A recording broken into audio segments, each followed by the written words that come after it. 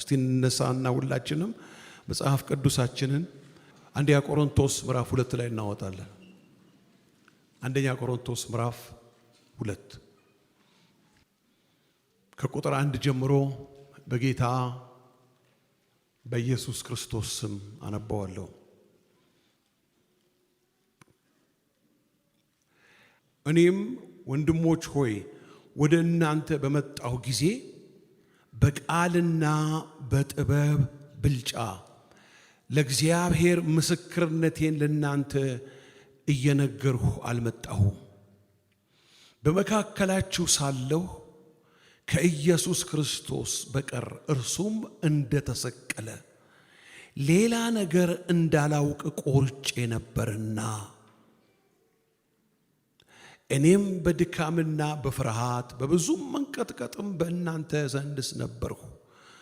እምነታችሁም በእግዚአብሔር ኃይል እንጂ በሰው ጥበብ እንዳይሆን ቃሌም ስብከቴም መንፈስንና ኃይልን በመግለጥ ነበር እንጂ በሚያባብል የጥበብ ቃል አልነበረም ይላል። እግዚአብሔር እንዲያስተምረን ከመጸለያችን በፊት ቁጥር 2 ላይ ያለውን ቃል ሁላችንም ድምጻችንን ወጥ አድርገን አብረን እንላለን። መጽሐፍ ቅዱስ የያዛችሁም ጠጋ ብላችሁ ወደ ጎን ካሉ ሰዎች ተመልከቱ። ቁጥር 2 ላይ በመካከላችሁ ሳለሁ ከኢየሱስ ክርስቶስ በቀር እርሱም እንደተሰቀለ ሌላ ነገር እንዳላውቅ ቆርጬ ነበርና። ምን ማለት በጣም በጣም በጣም የሚያስፈራ ቃል ነው። አልፈልግም፣ በቃ ማወቅ የምፈልገው ይሄንን ነው። እስቲ ስናነብ ወደ ውስጣችን ደግሞ እያስቀረን ሐሳቡን እያየን ወገኖቼ ሆይ እግዚአብሔር ይባርካችሁ። እስቲ እንደገና እንበለው። በመካከላችሁ ሳለሁ ከኢየሱስ ክርስቶስ በቀር እርሱም እንደተሰቀለ ሌላ ነገር እንዳላውቅ ቆርጬ ነበርና ይላል። እግዚአብሔር ይባርካችሁ። ቁጭ በሉ ወገኖቼ ሆይ። ከኢየሱስ ክርስቶስ በስተቀር ይላል። በጣም በጣም የሚያስደንቅ በጣም በጣም የሚገርም በጣም በጣም በብዙዎችን ያነጋገረ ለብዙዎች ሚስጥር የሆነ ዝቅ ካላሉ የማይገለጥ የእግዚአብሔር እውነት ነው ወገኖቼ ሆይ። የእግዚአብሔር እውነት ነው። እንዴ በቃ ሌላ ነገር ማወቅ አልፈልግም አለ። ለምንድነው ሌላ ነገር አልፈልግም ያለው ብዬ እኔ ሳስብ እንደዚህ ይመስለኛል። ሌላው ነገር ሁሉ አነሰበት። ወደ መስቀሉ ሚስጥር ምንድነው እሱ መስቀሉ ብለን ካልን ወገኖች ሆይ መስቀሉ የእግዚአብሔር ጥበብ፣ የእግዚአብሔር ኃይል፣ የእግዚአብሔር በረከት፣ ሰማይና ምድር የታረቀበት ዓለማት ሁሉ ከእግዚአብሔር አብ ጋር ሊታረቁበት የተደረገበት የሰው ልጆች ሁሉ እንደ ሞኝነት ምሁራን የቆጠሩት ነገር ግን በስብከት ሞኝነት የሚያምኑት የተቀበሉት በቃ እግዚአብሔር ጥበብ የሚባለውን የእግዚአብሔርን ጥበብ በሙሉ የታጨቀበት ነው መስቀሉ የደህንነታችን ሁሉ ሚስጥር ያለበት ነው። መስቀሉ ኃይሉ ሁሉ የእግዚአብሔር ያለበት ነው። መስቀሉ የእግዚአብሔር ሚስጥር በረከቱ የሞላበት ሰማይና ምድር የታረቀበት እግዚአብሔር ሊያየው የሚፈልገውን ነገር በልጁ ሞትና ትንሣኤ ያገኘበት ነገር ስለሆነ ምን አለ እንዴ ብዙ ነገር እኮ ያውቃል፣ ግን አልፈልግም። በቃ ማወቅ የምፈልገው መናገር የምፈልገው መስበክ የምፈልገው መግለጥ የምፈልገው ገና አላወቅኩትም፣ ላውቅ የምፈልገው ገና ልደርስበት እፈልጋለሁ፣ አልደረስኩበትም። መድረስ የምፈልገው በመስቀሉ ላይ ያለው ሚስጥር ነው። ኢየሱስ ክርስቶስ እርሱም እንደተሰቀለ ከሱ በስተቀር ማለት ወገኖቼ ሆይ ብዙ ነገሮች እኮ አሉ። አመጣቸውና ሳስጠጋቸው ትንሽ ይሆኑብኛል። ክብር የመሰሉ ነገሮች በጣም ብዙ አሉ። በጣም የከበሩ ናቸው። ዓለም ያከበራቸው፣ ሊቃውንት ያከበሯቸው፣ ነገስታቶች ያከበሯቸው ነገሮች አሉ። ነገር ግን ወደ መስቀሉ ጋር ሳመጣቸው ክብር የመሰሉ ነገሮች ሆነው ተራ ይሆኑብኛል። ስለዚህ ምንድነው እሱ ማድረገው? እኔ ከኢየሱስ ክርስቶስ መስቀል በቀር አያችሁ፣ ይሄንን የሚናገረው ሰው ቆሮንቶስ የምትባለው ከተማ የወደብ ከተማ ነች። በጣም የበለጸገች ብዙ ሕዝብ ያለባት ከተማ ነች። እዛች ከተማ ውስጥ ሐዋርያው ጳውሎስ ሲገባ አንድ ክርስቲያን የለም። ያለው አንድ ክርስቲያን ራሱ ሐዋርያው ጳውሎስ ብቻ ነበረ። ስለዚህ ገባው መካከላችሁ እየፈራሁ እየተንቀጠቀጥኩ እንጂ በንግግር ቃል በመስበክ ችሎታዬን እያሳየው ማንነቴን እያጎላሁ አልመጣሁም። በቃ በመካከላችሁ እየፈራሁ እየተንቀጠቀጥኩ በብዙ ፍርሃት በብዙ ጭንቀት ነበርኩኝ። መካከላችሁ ቁጭ ስል ይህንን የእግዚአብሔርን ቃል ለማስተማር አፌን ስከፍት ማወቅ መፈልገው አንድ ነው፣ የተሰቀለውን ብቻ፣ ሞቶ የተነሳውን ብቻ፣ ዓለማትን ሰማይና ምድርን ያስታረቀውን ደሙን ያፈሰሰውን እርሱም ብቻ በቃ ወስኛለሁ። ይሄ የኔ ውሳኔ ነው አለ። በቃ ይሄ የኔ ውሳኔ ነው፣ ከጌታ በስተቀረ ሌላውን ሁሉ ተራ ሆነብኝ ነው የሚለው። እግዚአብሔር አምላክ የተመሰገነ ይሁን። አያችሁ ወገኖቼ ሆይ ይሄንን ያለበትን ምክንያት እስቲ ቁጥር 30 ላይ እንመልከት። የሚገርም ቃል 30 እና 31 አንድ ላይ ናቸው። ምዕራፍ 1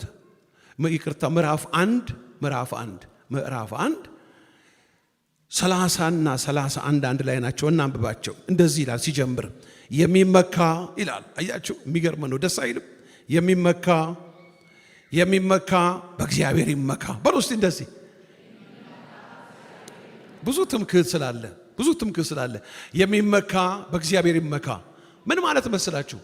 በእውቀትህ እንዳትመካ፣ በሀብትህ እንዳትመካ፣ በዘመድህ እንዳትመካ፣ በችሎታህ እንዳትመካ። ከተመካህ መመካት ካስፈለገህ መደገፍ ካስፈለገህ በትምህርት በእውቀት በችሎታህ ላይ አይደለም፣ በጥበብህ ላይ አይደለም። መደገፍ ከፈለክ መመካት ከፈለክ ማወቅ ከፈለክ ብቻ አንድ ነገር አርግ፣ የሚመካ በእግዚአብሔር ይመካ ተብሎ እንደተጻፈ ይሁን ዘንድ ከእግዚአብሔር ዘንድ የሁላችሁ እንግዲህ ከእግዚአብሔር ዘንድ ጥበብና 1 ጽድቅ 2 ቅድስና 3 ቤዛነት 4 በተደረገልን በክርስቶስ ኢየሱስ የሆናችሁ ከእርሱ የተነሳ ነው። ታዲያ መስቀሉን ብቻ እንደተሰቀለ ማወቅ አለብኝ። ለምን? ቤዛዬ እሱ ነው። እሱም ብቻ ነው ማወቅ የምፈልገው። ለምን? ራሱን ስለ እኔ በመስቀል ላይ የቀደሰ፣ እኔ ስለ እነርሱ ራሴን ቀድሳለሁ አለ። ቅድስናዬ ነዋ። ሌላስ? ጽድቄ ነው።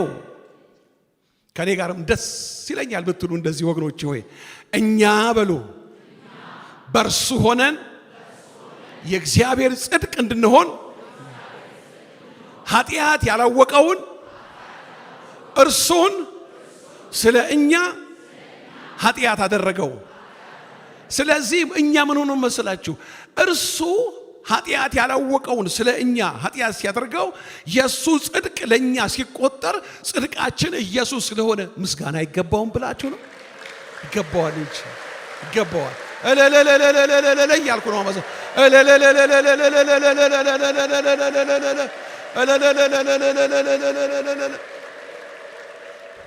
ጽድቅሽ ነው፣ ጽድቆ ነው፣ ጽድቄ ነው፣ ቅድስናዬ ነው፣ ቤዛዬ ነው፣ ጥበቤ ነው ማለት ምን ማለት መስላችሁ?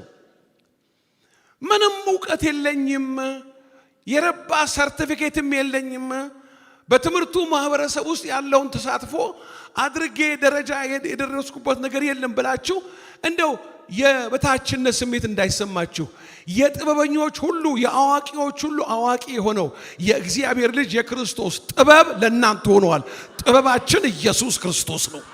ስለዚህ በታች ይውላችሁ ጥበበኛውን የጥበብ ሁሉ ራስ የሆነው የእግዚአብሔር ጥበብ የሆነው የእግዚአብሔር ኃይልና የእግዚአብሔር ጥበብ የሆነውን ኢየሱስ ክርስቶስን በሕይወታችሁ ከያዛችሁ ከሱ ውጪ በዓለም ዕውቀት በተባለ ደረጃ ላይ በደረሱ ሰዎች ንግግር ውስጥ ገብታችሁ ላድርግ ልናገር ካላችሁ ወዲያው ትያዛላችሁ። ወዲያው አላዋቂነታችሁ አደባባይ ላይ ይሰጣል፣ ይወጣል። ነገር ግን ይኸውላችሁ በክርስቶስ ጥበብ በእግዚአብሔር ቃል እውነት በመንፈሳዊ በሆነ ቃልና መንፈሳዊ በሆነ በእግዚአብሔር ሐሳብ ውስጥ ወገኖች ሆናችሁ ይዛችሁ ቃሉንና መንፈሱን ይዛችሁ በመትናገሩበት ጊዜ የትኛውም የዓለም ጥበብ ሊቋቋማችሁ አይችልም። ምክንያቱም ይሄ እናንተ የምትናገሩት የሰው ሳይሆን የእግዚአብሔር ጥበብ ስለሆነ። ስለዚህ እኮ ነው አዩአቸውና እነኚህ ያልተማሩ አሳ አጥማጆች አይደሉምን? እንዴት ነው ይሄንን ዕውቀትና ንግግር ከየት አመጡት? ምን ይላል መጽሐፍ ቅዱስ ሲናገር? ይናገሩበት የነበረውን ጥበብ ወገኖች እስጢፋኖስ ብድግ ብሎ በጸሐፍትና ፈሪሳውያን መካከል ቆሞ የሚናገረውን ይሄን የጥበብ ቃል ይቋቋሙ ዘንድ አልቻሉም። ምክንያቱም የሚናገረው የሰማይን ጥበብ ነው፣ የሰማይን ዕውቀት ነው፣ የእግዚአብሔርን ሐሳብ ነው። ምን ይላል? ይናገርበት የነበረውን ጥበብ ሊቋቋሙ አንብቡት። ሐዋርያት ሥራ ምዕራፍ 6 ላይ ሊቋቋሙት አልቻሉም ይላል። ወጣ ቢልስ አይችላቸውም። ግን በዚህ በመካከል ላይ ባለው በተሰጠው በተቀበል አንዳንድ ጊዜ እኮ የተቀበልነውን ነገር ስንናገር ብዙዎች ወገኖች ሆይ መቀበል የማይችሉ ሰዎች እንኳን ይቀበላሉ። ወጣ ካልን ግን ከኛ ብዙ እጥፍ ይበልጡ ሰዎች ቁጭ ብለዋል። እኛ የተጠራነው ምን ልንናገር? የሰማይን ጥበብ፣ የሰማይን ዕውቀት፣ መንፈሳዊውን ቃል፣ መንፈሳዊውን የእግዚአብሔርን ሐሳብ። እንግዲህ ሐዋርያው ጳውሎስ ምንድነው ያደረገው ወገኖች ሆይ? ሁሉ ነገር አነሰብኝ። ክብር የነበረ የሚመስለው ነገር ሁሉ እንዴ ዕውቀት ነው። ገማልያል እግር ስር ቁጭ ብዬ ተምሬ ያለው ግን ወደዚህ ወደ ክርስቶስ ብርሃን ወደ ሞላበት ዕውቀት ስመጣ አነሰብኝ። ዘር ነው ከብንያም ወገድ ከዕብራዊም ዕብራዊ ይላል ነው ሲናገር አንድ ቦታ ላይ ከዕብራዊም ዕብራዊ ነኝ ይላል። ዘር መቁጠር ከሆነ ወገኖች ሆይ ያ ምን ሆነበት? አነሰበት። ከዘረኝነት መላቀቅ ያቃተን የእግዚአብሔር ቃል እውነት ስላልበራልን ነው ወገኖች ሆይ። አያችሁ፣ ይሄ እዚህ ውስጥ ምን አለ መሰላችሁ? የእግዚአብሔር የከበረ ነገር አለ። ምን አለ ሲናገር እንደዚህ ይላል፣ ተመልከቱ። እምነታችሁ በእግዚአብሔር ኃይል እንጂ በሰው ጥበብ እንዳይሆን ቃሌም ስብከቴም መንፈስንና ኃይልን በመግለጥ ነበረ። ዕውቀት እኮ አለ፣ ብዙ ዕውቀት አለ፣ ብዙ ዕውቀት አለ። ዕውቀት የሚመስልም ነገር አለ። ግን ማወቅ የሚገባን ነገር እግዚአብሔር የሚናገረው ነገር አለ። አለማወቃችንን እግዚአብሔር አያበረታታውም። ወቁ ሕዝቤ ዕውቀት በማጣቱ እንደውም ጠፍቷል ነው የሚለው። እግዚአብሔር እንድናውቅ የሚፈልገውን ነገር ባለማወቅ ወይም እሱን ያንን ኢግኖር በማድረግ ወደ ፈቃዳችን ምኞት ከሄድን ችግር ውስጥ እንገባለን። ማወቅ የሚገባን ነገር ምንድነው ካላችሁ ወገኖቼ ሆይ የሞተልንን ጌታ፣ ሞቶ የተነሳውን ጌታ፣ እኛን ከዘላለም ሞት ፍርድ ከገሃነመ እሳት ያዳነን ጌታ እንድናውቀው ምን አለ ሲናገር? እርሱንና የትንሣኤውን ኃይል አውቅ ዘንድ እንዴ በስመ አብ ወወልድ ወመንፈስ ቅዱስ። እሱም እንደዚህ ይላል እንዴ የኋላዬን መገለጦች የኋላዬን ያወቅኳቸውን እየተውኩኝ ማወቅ የምፈልገው ነገር አለ። እርሱን የተሰቀለውን አውቅ ዘንድ ሌላውን ክብር የመሰለውን ሀብት የመሰለውን ችሎታ የመሰለውን ክብር የመሰለውን ነገር ሁሉ እንደ ጉድፍ እንደማይረባ ነገር እቆጥረዋለሁ። ምክንያቱም የበለጠውን አግኝቻለሁ።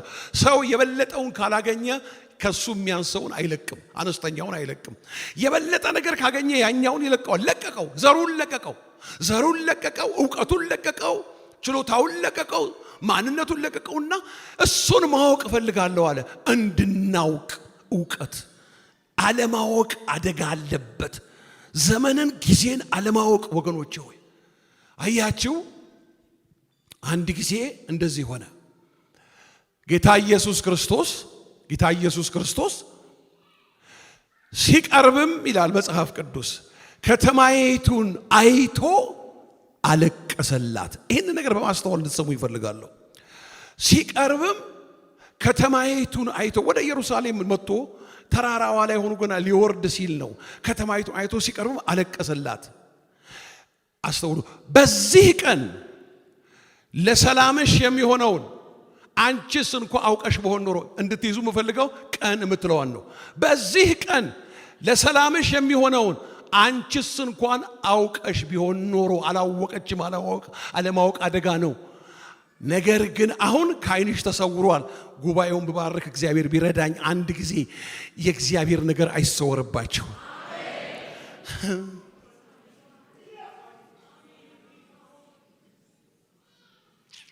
የእግዚአብሔር ነገር አደጋ ታውቃላችሁ ምን እንደሆነ? አደጋ ማለት የህይወት አደጋ ነው ማለት። የህይወት አደጋ ማለት የእግዚአብሔር ሐሳብ ሲሰወር ነው። ለምን ይሰወራል የእግዚአብሔር ሐሳብ? ኃጢአት ሲበዛ፣ አመጽ ሲበዛ፣ ጥላቻ ሲበዛ፣ ስስት፣ ክፋት ሲበዛ በወንጌላውያን አብያተ ክርስቲያናት በሚባለው ፕሮቴስታንት በሚባለው ውስጥ ክፋት ሲበዛ፣ ጥላቻ ሲበዛ፣ እኔነት ሲበዛ የእግዚአብሔር ሐሳብ የዘመኑ ዕውቀት ይሰወራል። እንዲህ አላት፣ አሁን ግን በዚህ ቀን ለሰላምሽ የሚሆነውን አንቺስ እንኳ አውቀሽ ቢሆን ቀን የምትለዋን ያዙልኝ።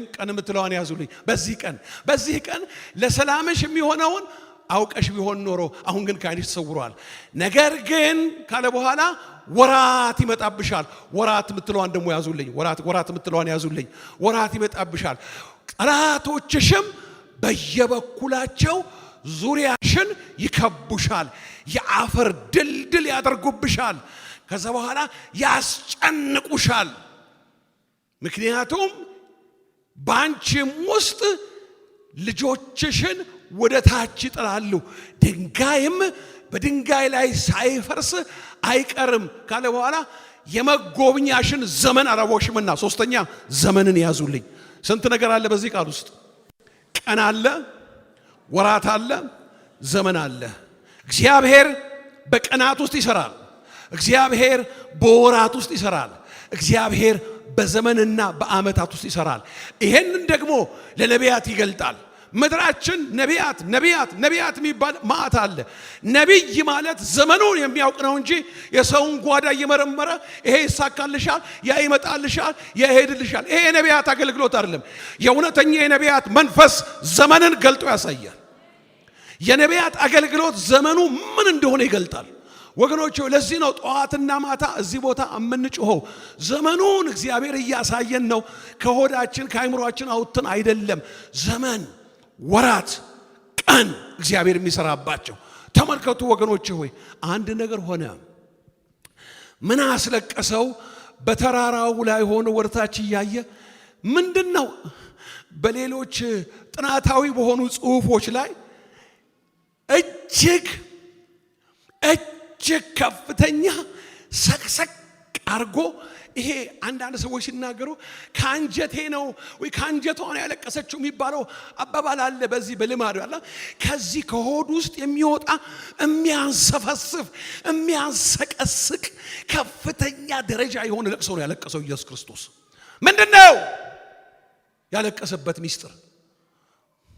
ከ70 ዓመት በኋላ ሴቶቻቸውን በሳንጃ እየቀደዱ ሕፃናቶቻቸውን አለት ላይ የሚፈጠፍጡ ጨካኞች የሮም ቄሳር ንጉሥ ልጁ ጀረናል ነው።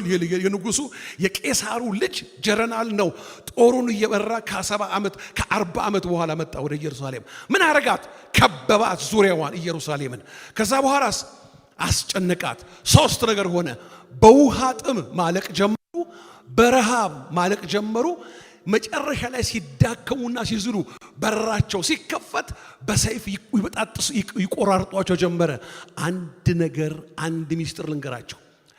በዛች በኢየሩሳሌም ውስጥ ከ40 ዓመት በኋላ የነበሩ ክርስቲያኖች በሙሉ እግዚአብሔር በክርስቶስ እንዳመለከታቸው ወጥተው የገቡበት ከተማ አለ። ምን ሆነ? ያለቅስ ነበረ ኢየሱስ ክርስቶስ። ምን እያየ? ከ40 ዓመት በኋላ የሚሆነውን እያየ አንድ ምስጢር ተናገረ። ጎበኘሁሽ፣ ራራሁልሽ፣ ላድንሽ መጣው፣ ላስመልጥሽ። ውጣ፣ አልፈልግህም። ውጣ ከቤታችን፣ ውጣ ከሰፈራችን፣ ውጣ ከከተማችን ብለው ገፉና አስወጡት። ይልቁንም ወስደው በጎልጎታ ተራራ ላይ ከፍታ ላይ ሰቀሉት። ወገኖች ሆይ እሱ ግን እንደዚህ አለ፣ ጎብኝቼሽ ነበረ፣ መጥቼልሽ ነበረ፣ ላድንሽ ነበረ፣ ላዛልቅሽ ነበረ፣ ላሳልፍሽ ነበረ፣ ላሻግርሽ ነበረ። ይኸውልሽ ዶሮ ጫጩቷን በክንፎቿ ስር እንደምትሰበስብ ኢየሩሳሌም ኢየሩሳሌም ስንት ጊዜ ልሰበስብሽ ወደድኩ፣ አንቺ ግን አልወደድሽም። እንግዲያውስ ቤታችሁ የተፈታ ሆኖ ይቀርላችኋል የሚለው ቃል ትልቅ የፍርድ ቃል ነው። እምቢ አሉት። ከዛ በኋላ እንደዚህ ነው ጥናታዊ የሆነውን የሚያውቁ ሰዎች የጻፉት። 1,100,000 ሰው ነው በኢየሩሳሌም ውስጥ የታረደው።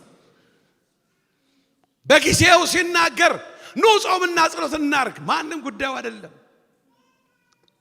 ኑና እንጸልይ፣ ማንም ጉዳይ የለው። ግን አንድ ቀን ሁል ጊዜ ጠዋት ተነስቶ ወደ ሥራ መሄድ ላይኖር ይችላል። ግን አንድ ቀን ምናልባት ልጆች ተነስተው ትምህርት ቤት የማይሄዱበት ጊዜ ይኖራል። ግን አንድ ቀን ኢየሱስ መጥቶ መነጠቅ ሊሆን ይችላል። ወገኖቼ ሆይ ጻድቃን የጌታ ነገር የገባቸው እውነቱ የበራላቸው የዘላለሙ ሐሳብ የታያቸው በጊዜ በሚመች ጊዜ ጸሎት ማለት ድልድይ ማለት ነው። ወገኖቼ ሆይ አሁን ምንድነው ሰው የእግዚአብሔር ሐሳብ ሲነገረው ለምንድነው ሰው የማይስማማው? ይውላችሁ ቃሌም ስብከቴም መንፈስንና ኃይልን በመግለጥ እንጂ በሚያባብል የጥበብ ቃል አይደለም። እቺን ያዙ በጌታ። ይውላችሁ የሚያባብል የጥበብ ቃል ይውላችሁ እዚህ ጋር የሚያባብል የጥበብ ቃል የሚያባብል የጥበብ ቃል እሺ መንፈስ ቅዱስና ኃይልን በመግለጥ ቃሌም ትምህርቴም ስብከቴም መንፈስ ቅዱስን ኃይልን በመግለጥ ቃሌም ስብከቴም ትምህርቴም መንፈሱን ኃይሉን በመግለጥ እነኚህ ሁለቱ እስከ ኢየሱስ ክርስቶስ ዳግም ምጽአት ራፕቸር እስከ መነጠቅ ድረስ በዓለም ሁሉ ላይ በፕሮቴስታንት ቢባል ቤተክርስቲያን በወንጌላውያን አብያተ ክርስቲያናት ጎን ለጎን ይሄዳሉ። የሚያባብል የጥበብ ቃል ነው መፈልገው። ይሄ መገለጥ የምትናገሩትን ይሄ በልሳን የምትጸልዩትን ይታይ እሱን አንፈልግም። እሺ አትፈልግም፣ ምን ትፈልጋለህ? የሚያባብል የጥበብ ቃል ከምንህ ጋር? ከኃጢአትህ፣ ከክፋትህ፣ ከተንኮልህ፣ ከዝርፊያህ፣ ከተለያየ የኃጢአት ጎሬነትህ ጋር አትንካብኝ። አይነካብህም፣ ይጠብቅሃል። በመጨረሻው ግን ወገኖቼ ሆይ ችግር ይመጣል። ምን አለ እዚያ ሲናገር? የሚያባብል የጥበብ ቃል አይደለም እናገረው፣ የሚያም እውነት የሚያድን ቃል። ትምህርቱ በሰው ጥበብ ዕውቀት የተቀየጠ የተለወሰ ሳይሆን ከላይ እንደወረደ የመንፈስ ቅዱስን በረከትና የመንፈስ ቅዱስን ረድኤት የሚከት ቃሌ ደሞስ ስብከቴ ትምህርቴ መንፈስንና ኃይልን በመግለጥ ነበር እንጂ። ይሄ ነው እንግዲህ ምንድነው የምፈልገው እኔ ወገኖቼ? ዓለም በሚያባብል የጥበብ ቃል ተሞልቷል። የሚያባብል የጥበብ ቃል ሁሉም መስማት የሚፈልገው የመንፈስ ቅዱስ እውነት እስካልተገለጠ ድረስ የእግዚአብሔር ሐሳብ በቅዱሳን ማህበር ሐሳቡና ፈቃዱ የዘመኑ የእግዚአብሔር ምስጢር አይገለጥም። ሰው ሁሉ ምን ይፈልጋል? የሚያባብለውን የሚያክለትን ኃጢአቱን የሚገልጥለት ሳይሆን ግድ የለም ምንም አይደለም እግዚአብሔር እኮ ጨካኝ አይደለም ነው ሰዎች እነኚህ ሰባኪዎች ያካብዳሉ የሚለውን አሁን እንዲህ አይነት ትምህርት ነው የምንፈልገው። መጠጣት ትችላለህ።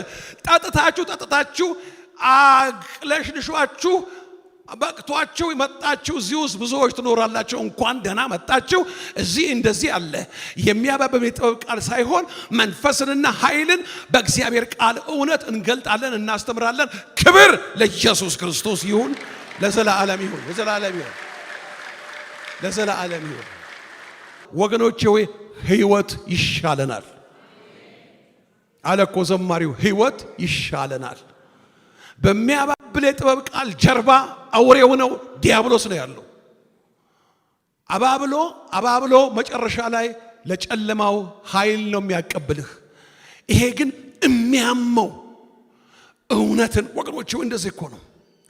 አይንህ ካሰናከለችህ አውጣት፣ እጅ ነው ቁረጠው። ምን ማለት ነው? ምን ማለት ነው? ምን ማለት ነው? ምን ማለት ነው? ማርቆስ ወንጌል ምዕራፍ 9 ላይ እጄን ልቁረጠው እንዴ? አይኔን ላውጣው እንዴ? ሁለት እጅ ኖሮህ ገሃነም ከምትገባ ይቆረጥና አንዱ መንግሥተ ሰማይ ግባ፣ ሁለት አይን ኖሮህ ገሃነም ከምትገባ እያለ የተናገረው ኢየሱስ ነው። ምን ማለት ነው? ከምንወደው ብዙ ጊዜ ከተለማመድ ነው ሃቢቹዋል ሲን መላቀቅ ከተለማመድ ነው ኃጢአት እምቢ ማለት እጅን የመቆረጥን ያክል ያማል። ይመምህ እንጂ ቆርጦ ያንን ኃጢአት ከውስጥ ሲያወጣ ጣት የመቆረጥ አይን የመውጣት ያክል ያማል። ምክንያቱም እየዘመርክ 20 ዓመት እየዘመርክ 30 ዓመት እየሰበክን ኃጢአትን ተለማምደናል አብረን። ከዛ ኃጢአት ምን ይሉታል? ሃቢቹዋል ሲን ማለት የተለማመድነው ኃጢአት ነው። ከዛ ውስጥ ውጣ ማለት ጣትን የመቆረጥ ያክል ያማል። ይመምህ እንጂ ተወጣትና ትድናታለህ፣ አለበለዛማ አልቀባባህም። እውነቱን እነግርሃለሁ፣ ኢየሱስ ያድናል። ክብር ለኢየሱስ ክርስቶስ፣ ክብር ለኢየሱስ ክርስቶስ። እስቲ በሉ ክብር ለኢየሱስ ክርስቶስ። ወገኖቼ ሆይ እግዚአብሔር ዘመን ውስጥ ይናገራል፣ ወራት ውስጥ ይናገራል። በስመ አብ ጌታዬ። ዘመኑ የኔ ነው በሉ፣ ወራቱ የኔ ነው በሉ፣ ቀኑ የኔ ነው በሉ፣ ከጠላቴ ላይ ቀማዋለሁ በሉ፣ ከአውሬው ላይ ቀምቼዋለሁ በሉ፣ ከሟርተኛው ላይ ቀምቼዋለሁ በሉ፣ ከአስማተኛው ላይ ቀምቼዋለሁ በሉ። ቀናቶች የኔ ናቸው በሉ፣ ወራት የኔ ነው በሉ። ወራት የኔ ነው፣ ወራት የኔ ነው፣ ቀኑ የኔ ነው፣ ዘመኑ የኔ ነው። አገለግላለሁ፣ እዘምራለሁ፣ አመልካለሁ፣ እዘምራለሁ፣ አገለግላለሁ፣ እሄዳለሁ፣ እወርሳለሁ፣ እወጣለሁ፣ አስቀድመዋለሁ፣ እኖርለታለሁ።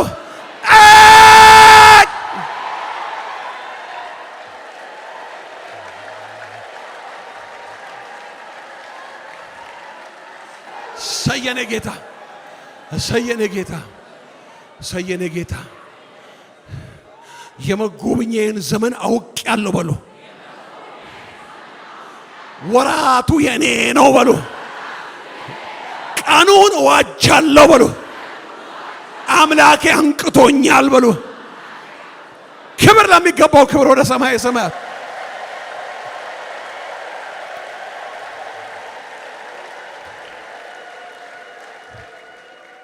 ቃሌም ስብከቴም መንፈስንና ኃይልን በመግለጥ እንጂ የሚያባብል የሚያታልል ማለት ነው፣ የሚሸነጋግል የሚሸቃቅጥ ቃል የለኝም። በቃ የለሽም፣ የለንም፣ የለንም። የሚያድን ቃል፣ የሚፈታ ቃል፣ የሚፈውስ ቃል፣ የሚያሻግር ቃል፣ የሕይወት ቃል፣ የዘላለም ቃል፣ የእግዚአብሔር ቃል፣ የተቀባ ቃል፣ የፈውስ ቃል፣ የኃይል ቃል፣ የበረከት ቃል፣ የሚፈስ ቃል፣ የሚፈውስ ቃል። አሜን፣ ሃሌሉያ። እምፈልገው በሉ አንድ ነገር ነው፣ የተሰቀለውን ኢየሱስ ክርስቶስን። አሁን ተዘጋጁ፣ ሁላችንም እንነሳለን። ተዘጋጁ። ይኸው የተሰቀለው ኢየሱስ ደሙን ያፈሰሰው ከዘላለም ሞት ፍርድ አስመልጦ ስማችንን በሕይወት መጽሐፍ ላይ ተጻፈ። ከዛ በኋላ እንደፈለክ ኑር አይልህም። ምን ያደርጋል መሰለህ? ዘርህ ቅድመ አያትህ ይገብር የነበረውን አሁን ወራቱ ሲደርስ የግብሩ ወር ሲደርስ ብቅ እያለ የሚያስቸግርህን የሟርት የክፋት ኃይል የመስቀሉ ኃይል ዛሬ ያፈርሰዋል። በኢየሱስ ስም የሚፈርስበት ቀን ነው። የሚፈርስበት ቀን ነው። የሚፈርስበት ቀን ነው። የሚፈርስበት ቀን ነው። ከኔ ጋር እንደዚህ በሉ፣ እግዚአብሔር ሆይ በሉ። እናቴና ዘርዘሮቿን፣ አባቴና ዘርዘሮቹን፣ የትዳር ጓደኛዬና ዘርዘሮቹን ዘርዘሮቿን የሰሩትን ኃጢአት፣ በደል፣ ነውር ይዤ በፊትህ እናዘዛለሁ።